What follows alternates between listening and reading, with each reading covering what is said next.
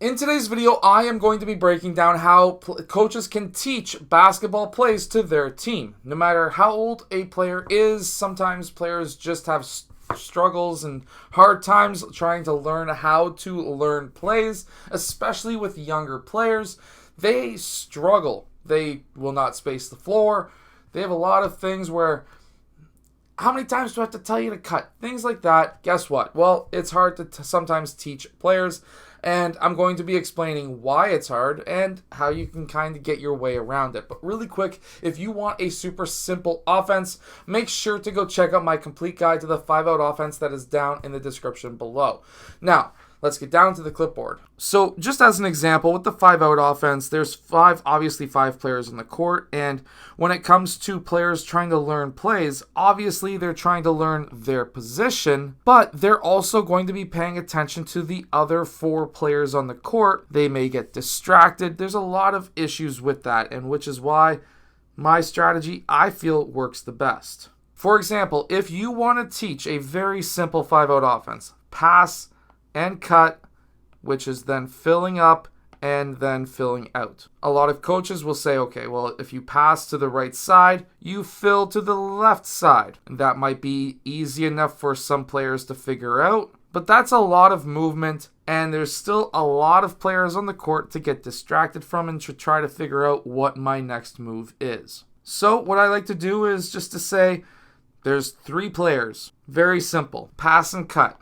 If you pass to the right side, you cut to the right side, and then you fill out to the left side. However, now we only have three players, so there's 3 spots on the court instead of 5. If you pass to the right side, there's a spot over here open. You need to go fill it. Now, player 5 passes the ball to player 3.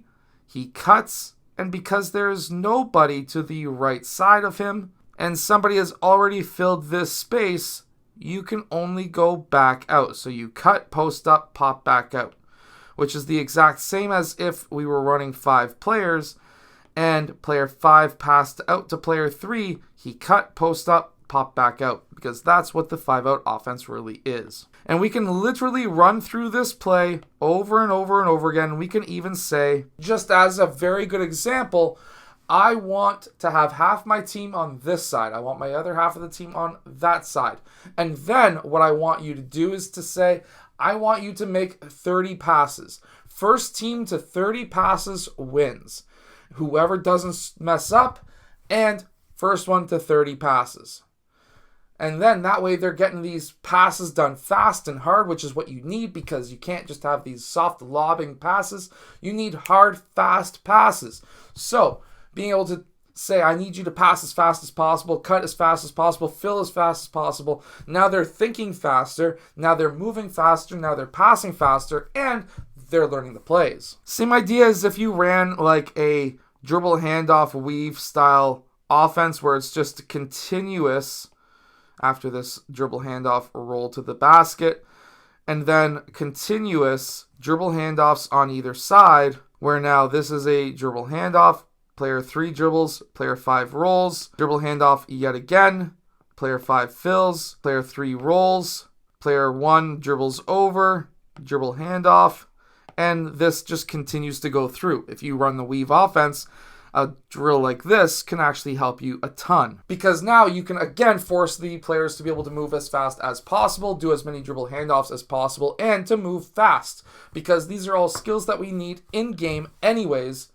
And I like to run a fast offense too, so that just helps. But this is not just solely for the 5-out offense either. So for example, if you run a horns offense, and let's say your main actions are going to be a screen across, player 5 pops out, player 1 then passes to player 5.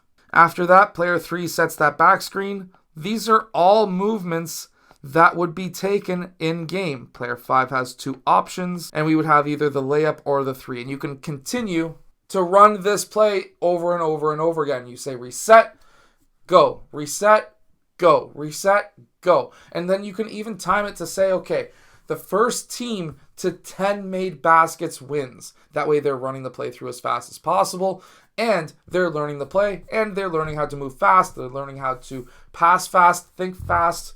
Overall, it's going to help them a ton. Or for example, you can have a line of players over here. You can run a pin down screen. This is a 2-on-1 situation. Player 4 decides, do I cover player 3 or do I cover player 5's role? And basically this player or coach makes the decision. So if player 5 is being covered, it's a 3-point shot. If player 3 is being covered, it's a roll, hit, layup.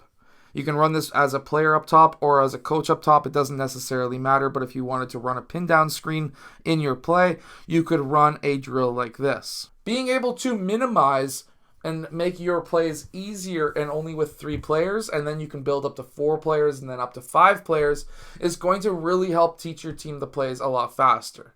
I hope that this video has helped you. If it has, hit that like button and subscribe. Make sure to go check out my complete guide to the 5-out offense that is down in the description below, and I'll see you guys again in my next video.